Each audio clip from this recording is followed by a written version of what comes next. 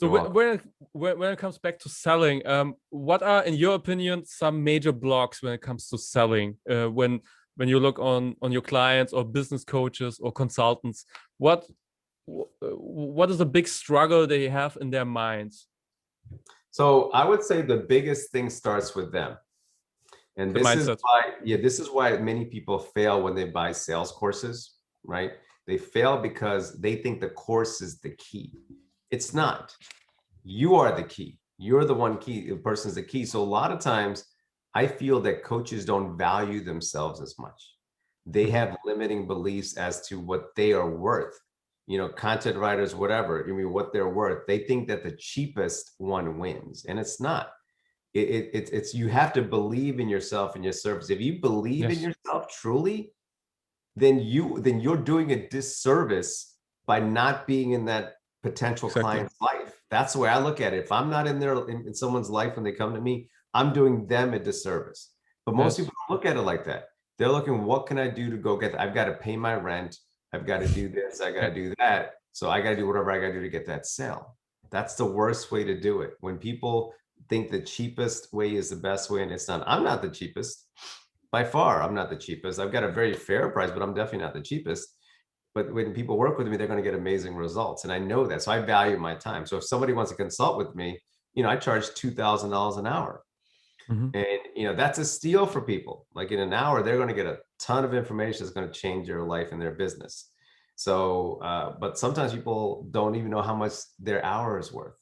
So I would say work on figuring out value that you are going to bring to people's lives. So you get the mindset in. That's the first thing. Really, you know, get into personal development, do affirmations, you know, do the things that you need to do to get your head in the game.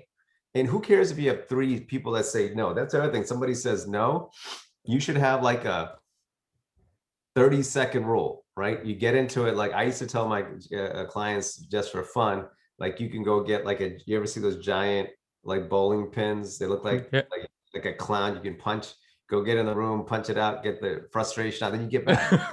The thing is, if you get on the next call with the dejection of the previous call, it's going to come out, especially if you sell over the phone. Remember, when you sell over the phone, you don't have the tools that you can use when you sell face to face. So anytime you can engage and use all 5 senses with a potential client, the odds of getting a sale goes higher, right?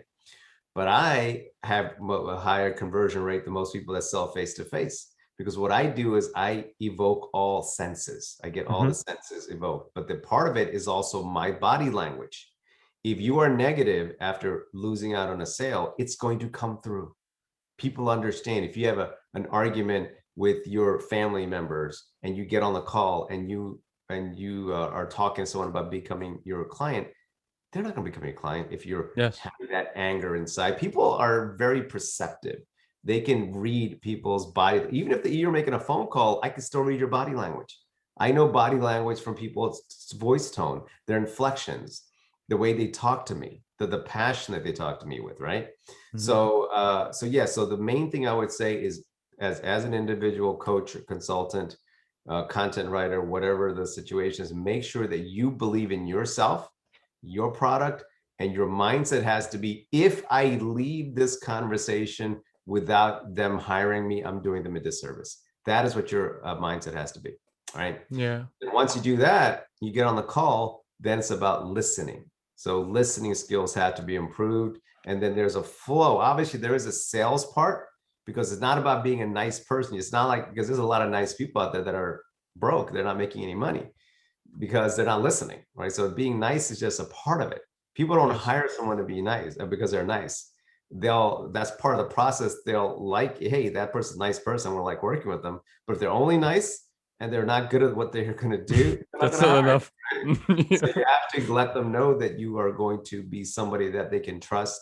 You know, know, like, and trust is a big saying within the sales community. And that's true. You have to get people to understand that they can know, like, and trust you, but they have to, at the end of the day, believe that you are going to take them from where they are. I mean, they're coming to you with some either pain or they're lacking the pleasure they want to go to. So there's some deficiency there. So they've got to know that you can take them from that point to a point they want to get to. If they feel that you can do that, at a fair investment, they'll say yes. They'll say yes.